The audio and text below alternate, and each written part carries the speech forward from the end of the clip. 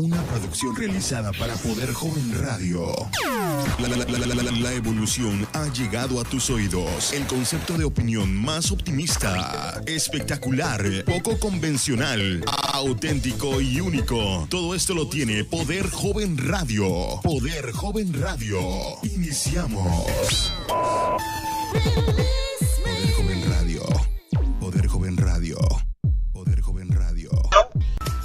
Instituto Estatal de Educación Normal de Nayarit presenta un programa de radio especial realizado por los alumnos del tercer grado sección A de la licenciatura en Educación Primaria en el curso de Filosofía de la Educación a cargo del profesor Maximiliano Jiménez Suárez. La sesión de hoy se dedicará exclusivamente al filósofo Henry Giroux, quien desarrolla la llamada filosofía de la pedagogía crítica, el cual propone una conciencia crítica donde se desprende de la idea de un aprendizaje significativo, con una forma de entender al mundo y criticarlo.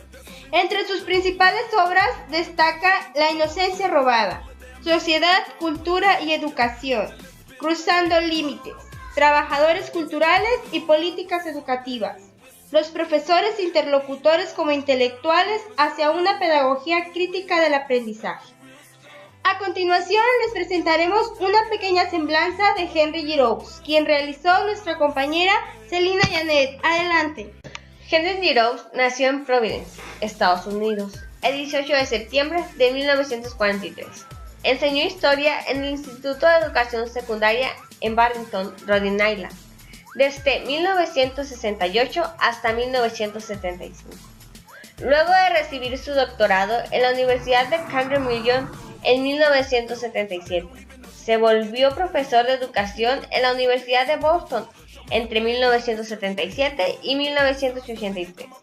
Ese mismo año se convirtió en profesor de educación y renombrado Scholar in Residence en la Universidad de Miami, en Norfolk, Ohio, donde también ocupó el puesto de director del Center for Education and Cultural Studies, Centro para la Educación y Estudios Culturales.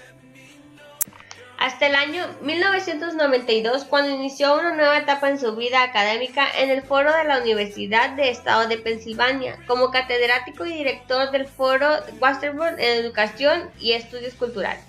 En el 2004 se integró al plantel de la Universidad McMaster, donde impartió la cátedra de cadenas globales de televisión en la carrera de comunicación.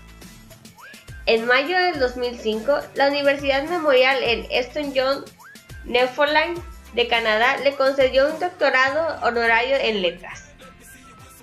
Muy bien, Celina Janet, agradecemos tu participación y ahora voy a ceder el micrófono a mi compañera Guadalupe. Gracias, compañera Daniela. Muy buenas tardes, nos encontramos en cabina, donde antes de ceder la palabra a nuestro invitado especial, les compartiré una frase célebre de él, que es la siguiente: debe permitir a los profesores y a la comunidad educativa en general identificar las limitaciones y potenciar las capacidades de tal forma que éstas sean la base para la autosuperación. Palabras de Henry Giroux.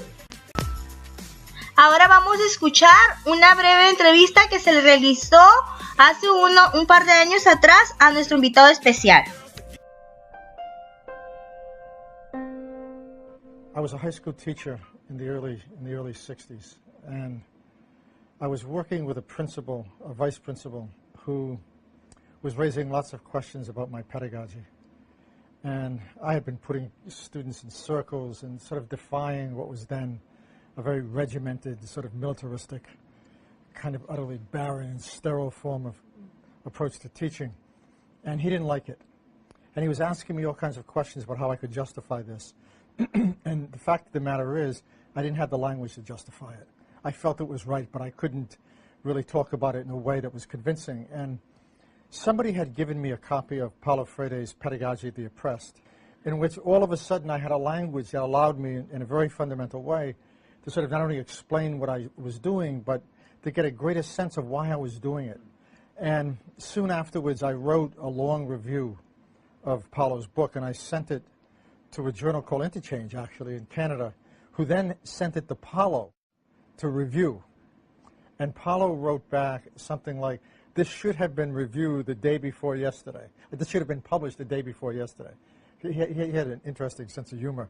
He then wrote to me and said, I just love this. This really captures the essence of my work. And then a correspondence began, and then we eventually became friends, and we became co-editors of a series. We became co-authors over the years. And so, it developed into a long friendship of about 15 to 17 years. I think around the theory practice issue, I think it's a genuinely important question. I mean, many teachers really don't understand two things, right? They don't understand the relevance of theory for what they do. And in many cases, they often find themselves in places where time is such a deprivation that it becomes difficult to really think about what role theory might play in their lives.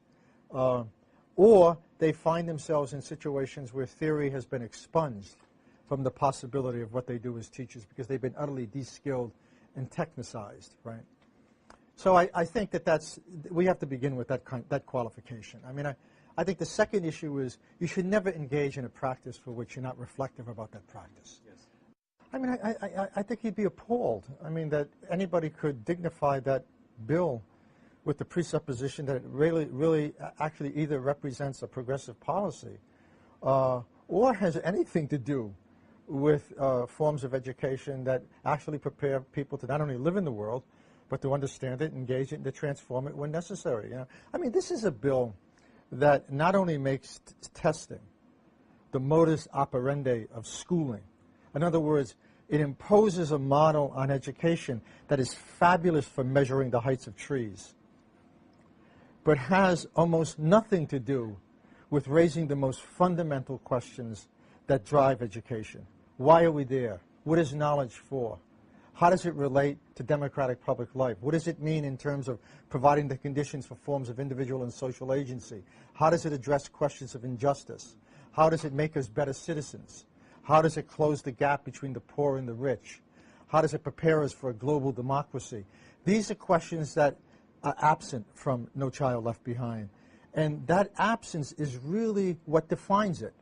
Actually, that absence is so powerful. It so strips schooling of any kind of political and moral imperative that it renders it utterly instrumental.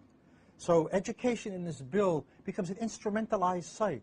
It confuses the relationship between training and education, and by doing that, it opts on the side of training.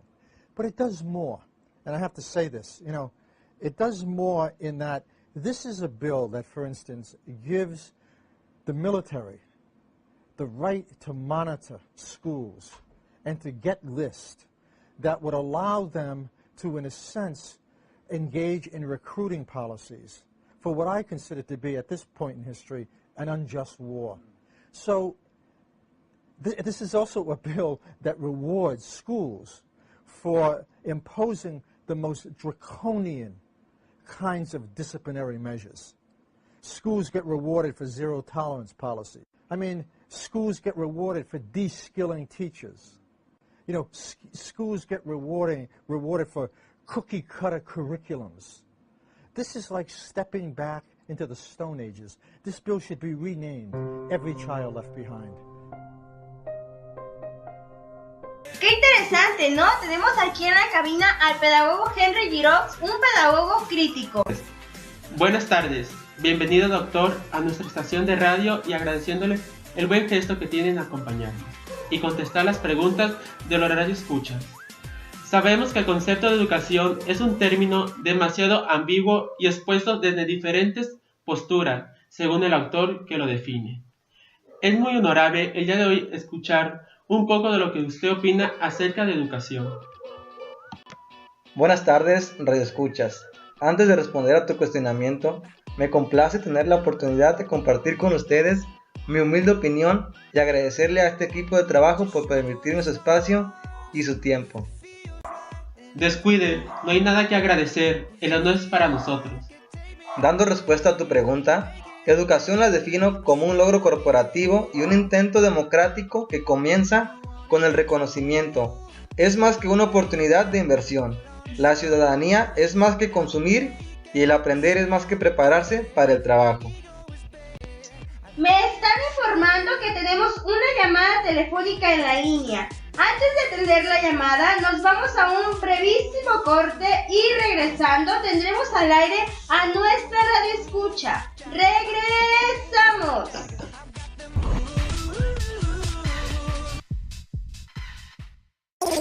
En un momento regresamos con Poder Joven Radio. Poder Joven Radio.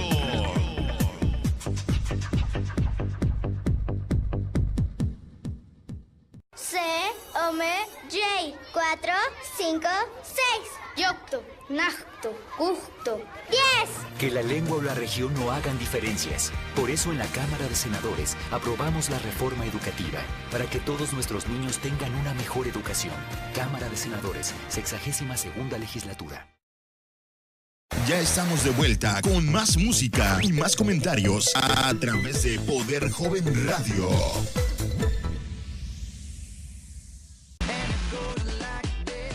Bien, ya estamos aquí. ¿Con quién nos encontramos en línea? Buenas tardes, mi nombre es Maclovia y tengo una inquietud que deseo externar al señor Henry Giroux, esperando y pueda responderme. Considerando la libertad como una parte fundamental de la educación, ¿cómo la define usted? Buenas tardes, Maclovia. Para mí la libertad se constituye el conocimiento, los valores, el deseo y la importancia de situar la pedagogía como una práctica política y ética conectada con la noción de la esperanza. Los individuos no pueden ser libres a menos que sean libres de instituir una sociedad que promueva y proteja su libertad. Espero te haya resuelto la duda, Maclovia. Sí, gracias. Me quedo muy satisfecha con su respuesta y le agradezco su disposición. De antemano, un cordial saludo y hasta luego. Antes de que nos cuelgues, Maclovia, dinos hacia dónde quieres mandar tus saludos. ¿Te escuchamos? Sí, bueno, quiero mandar saludos a todo Palma Grande en general. Bien, aquí están los saludos para la dirigente bonita de Palma Grande de parte de Maclovita. Retomando un poco sobre los que nos comenta el señor Henry sobre la libertad de los individuos, ¿cuál sería el papel de la naturaleza del hombre en la educación? Los seres humanos somos sensibles a la política y a la educación. Muchos educadores radicales solo pueden teorizar la política dentro de las nociones de dominación que en práctica las complejidades del poder, la autoridad y resistencia del profesor. De acuerdo, mi querido Henry. Y si hablamos de la importancia de los valores en el ámbito educativo, ¿usted cómo considera que los estudiantes adquieren el concepto de valor? Los estudiantes no se preocupan de su propio futuro y menos aún de alguien más. Los maestros no quieren dar una educación real. Bueno, esto ha sido todo. Esperando que las opiniones de nuestro pedagogo haya sido de utilidad y de su agrado esta visita. Brindamos estos últimos minutos de nuestra transmisión al señor Henry para algo que tenga que decir a nuestros radioescuchas. Sí, será breve. Antes de despedirme me gustaría mencionar que es necesaria la formación de la autoconciencia para lograr crear un proceso de construcción de significados apoyados en las experiencias. Y por último, agradecerles el espacio a todas las radioescuchas de Poder Radio Joven. Muchas gracias. Como conclusión, el pensador muestra una postura crítica al deliberar que la educación en las escuelas es la base de la libertad, en donde pone a juego los conocimientos y los valores cívicos para hacer mejor el bienestar social, en donde los próximos estudiantes desarrollan el pensamiento crítico, para crear espacios de nuevas formas de pensamiento, donde los valores ofrecen límites culturales para transformar el mundo en el que viven. Henry Giroux es postulado como un seguidor de Karl Marx, donde desarrolla el materialismo y la pedagogía crítica sobre la sociedad, política y religión. Posteriormente, siguió las ideas de Paulo Freire, en una postura filosófica marxista, la cual se refiere al ser potencial, que todo sea crear a partir de una creación y evolución. En su postura crítica destaca que la educación prepara actualmente a la gente que no solo vive en ese mundo, sino que lo entiende, que se compromete, lo transforma cuando es necesario. Considerando a la educación como un intento democrático, comienza con el reconocimiento que la educación superior es más que una oportunidad de inversión, de ser libres y críticos, para cambiar a la sociedad en curso, ya que la naturaleza de la sociedad es la dominación, el poder, la autoridad y la resistencia, con lo que la educación se utiliza para crear conocimientos que a través de ellos se forme una identidad democrática con el pensamiento crítico. De antemano, muchísimas gracias por aceptarnos la invitación, señor Guiraud, y deleitarnos con su sabiduría. Hasta aquí, Radio Escuchas, esto ha sido todo. Nos vemos en la próxima sesión en la misma estación. Los dejamos con una movida melodía de los más tocados en la música regional mexicana. Con ustedes,